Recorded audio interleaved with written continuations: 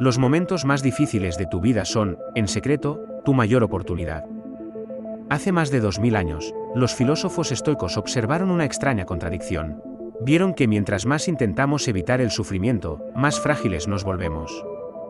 Es esa sensación de que todo se derrumba cuando un plan falla. Es el miedo que nos susurra que no lo intentemos, que nos quedemos en lo seguro, en una vida que se siente pequeña. Los estoicos vieron esto no como un defecto, sino como un músculo sin entrenar. Y a esa fuerza que nace del desafío le dieron un nombre: resiliencia. No se trata de no caer nunca.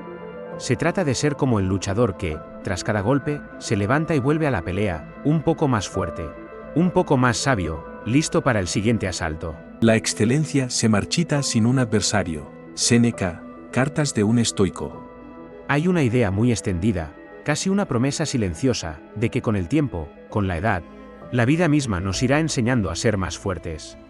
Que las cicatrices nos harán sabios. Pero, seamos sinceros, eso no es del todo cierto. El tiempo no enseña nada por sí solo, solo enseña a quien está dispuesto a aprender. Y muchos de nosotros no lo estamos. Nos hemos acostumbrado a una historia mucho más cómoda, la de que somos víctimas de las circunstancias. Es un relato seductor, casi un refugio, donde el sufrimiento se convierte en una especie de medalla. Pero si en el fondo lo que anhelas es convertirte en lo que el filósofo Nietzsche llamó el verdadero timonel de tu existencia, necesitas una brújula diferente. Necesitas una fuerza que no viene de evitar los golpes, sino de aprender a recibirlos. La clave es que, ante un mismo desafío, hay dos caminos. Puedes salir de él, destrozado y apático, o puedes emerger más fuerte y más sabio.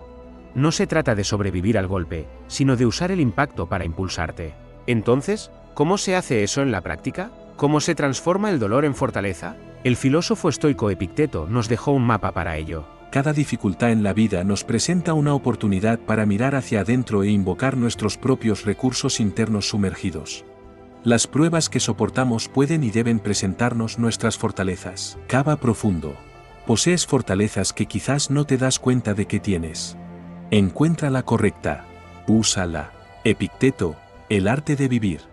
Y el primer paso en ese mapa, la primera regla para cultivar esta fuerza interior, es romper con una de las ideas más arraigadas que tenemos, que el estrés es el enemigo. Piénsalo, nuestra reacción instintiva ante un obstáculo, ante la presión, es huir, esquivarlo, buscar el camino fácil. Y es lógico, le hemos declarado la guerra al estrés, lo vemos como algo tóxico de lo que debemos protegernos a toda costa. Pero aquí es donde todo empieza a cambiar, porque la psicología moderna está descubriendo algo que los estoicos ya intuían: no todo el estrés es igual. De hecho, esa misma presión que tanto tememos, esa tensión que intentamos evitar, es un componente crucial para que nuestra mente y nuestro cuerpo alcancen su potencial. Así que la verdadera pregunta no es cómo podemos eliminar el estrés de nuestra vida. La pregunta es otra. ¿Qué diferencia el estrés que nos destruye del estrés que nos hace más fuertes? La ciencia más reciente revela que el estrés puede hacerte más inteligente, más fuerte y más exitoso. Te ayuda a aprender y crecer. Kelly McGonigal, el lado positivo del estrés. La respuesta es sorprendentemente simple: la diferencia no está en el obstáculo. Está en ti. Cuando te enfrentas a una barrera, ¿qué es lo que ves? Ves una amenaza que pone en peligro tu bienestar. Un muro infranqueable que te va a aplastar. Porque si es así, el estrés que sientes será destructivo. O, ves un problema que hay que resolver para poder crecer. La psicóloga Kelly McGonigal lo llama adoptar una respuesta de desafío. En ese instante, el estrés deja de ser un veneno y se convierte en tu aliado. Te impulsa a la acción. Sé lo que estás pensando. El sueño de una vida sin estrés, una vida tranquila, suena perfecto, ¿verdad? Pero la realidad es que una existencia así sería insoportablemente aburrida. Para prosperar de verdad, no tenemos que evitar las dificultades, tenemos que hacer lo contrario. Los antiguos griegos tenían una palabra para esto: agón. Entender la vida como una competición noble, una lucha constante, no contra otros, sino contra nuestras propias limitaciones, en busca de la excelencia. Y es en esa lucha donde encontramos sentido, porque como escribió el médico Boris Cyrulnik, la peor forma de estrés no es la presión, es la ausencia de estrés, ese sentimiento de vacío que te grita que no hay vida antes de la muerte. Pero todo esto habla de los desafíos que podemos elegir, de las montañas que decidimos escalar. Eso es una cosa, pero, ¿qué pasa con la otra cara de la moneda? ¿Qué pasa con las adversidades que nadie, en su sano juicio, invitaría a su vida? La peor forma de estrés es la ausencia de estrés, porque la sensación de que no hay vida antes de la muerte da lugar a un desesperado sentimiento de vacío frente a la nada. Boris Cyrulnik, Resiliencia. Porque una cosa es elegir tus batallas, y otra muy distinta es cuando la batalla te elige a ti. Hablo de las formas más duras de adversidad, las tragedias, los crueles giros del destino que nadie pide. Hay una parte de nosotros a la que le encanta creer que esas cosas solo les pasan a los demás, que a nosotros no nos tocará. Pero cuanto más vives, más sabes que eso no es verdad. La vida golpea, y golpea fuerte. Nos encanta la famosa frase de Nietzsche, lo que no te mata, te hace más fuerte. El problema es que, la mayoría de las veces, es mentira. La adversidad severa no eleva a la mayoría de la gente, la destruye. Entonces, la verdadera pregunta es, ¿cómo podemos ser de los pocos que no se rompen? ¿Cómo nos preparamos para una tormenta, que no sabemos cuándo ni cómo va a llegar? Para esto, los estoicos nos dejaron una de sus herramientas más poderosas, y a la vez, más incómodas. La llamaban la premeditación de los males. En lugar de vivir con un optimismo ingenuo, cruzando los dedos y esperando que todo salga bien, ellos proponían lo contrario, sentarse de vez en cuando a meditar sobre perder las cosas que más valoras, imaginar deliberadamente que pierdes, tu trabajo, una relación importante, o tu salud. No es un acto masoquista, es un entrenamiento. Es como un rey que construye murallas y entrena a su ejército, no porque odie la paz, sino para protegerla. Con el tiempo, desarrollas una especie de armadura psicológica, como escribió el propio Séneca. Le roba el poder a los males presentes, aquel que ha percibido su llegada de antemano. Ahora, quizás puedas estar pensando, ¿no es esto simplemente una receta para vivir con miedo y pesimismo? ¿Acaso, no es mejor quedarse en el lado soleado de la vida? Todo el mundo se acerca a un peligro con más valor si se ha preparado de antemano para enfrentarlo. Cualquiera puede soportar mejor las dificultades si ha practicado previamente cómo lidiar con ellas. Las personas que no están preparadas pueden ser desquiciadas incluso por las cosas más pequeñas. Séneca, Cartas a Lucilio. Y es una pregunta justa. De hecho, va en contra de todo lo que nos han dicho. Nuestra cultura nos grita constantemente, piensa en positivo, buenas vibras solamente. Nos vende la idea de que mirar el lado oscuro de la vida es una receta para el pesimismo. Pero, ¿y si te dijera que esta obsesión por lo positivo es una idea relativamente nueva? Pensemos en dos de los momentos más brillantes de la historia humana.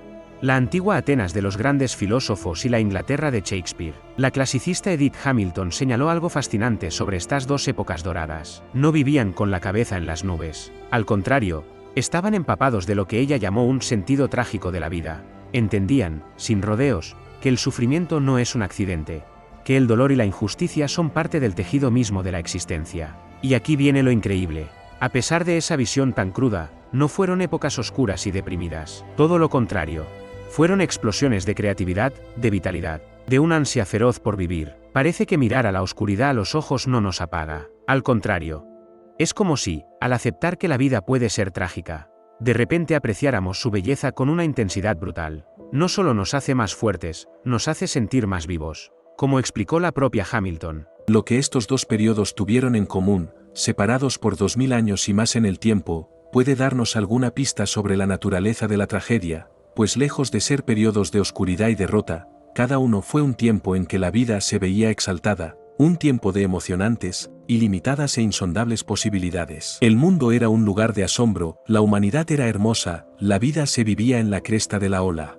Más que nada, la conmovedora alegría del heroísmo había conmovido los corazones de los hombres. No es material para la tragedia, pero en la cresta de la ola uno debe sentirse o trágicamente o gozosamente, uno no puede sentirse con tibieza. Edith Hamilton, El camino de los griegos. Seamos claros, este camino no es para los débiles de corazón, pero, si lo piensas, la vida tampoco lo es. Así que aquí, en esta encrucijada, es donde todas las piezas encajan. Si de verdad quieres tener una oportunidad, no solo de aguantar los golpes, sino de prosperar gracias a ellos, la decisión es tuya. Significa resistir conscientemente esa tentación tan humana, esa sirena que nos canta al oído para que nos veamos como víctimas. Y significa intentar comportarnos más como un filósofo, pero no como te lo imaginas. No hablo de un académico encerrado en una torre de marfil, perdido en pensamientos abstractos. Hablo de un filósofo en el sentido original, en el sentido antiguo de la palabra. Entonces, ¿Qué significaba realmente ser un filósofo para ellos? ¿Y qué tiene que ver eso con resolver los problemas más duros de tu propia vida? Ser un filósofo no es meramente tener pensamientos sutiles, ni siquiera fundar una escuela, es resolver algunos de los problemas de la vida, no solo teóricamente, sino en la práctica.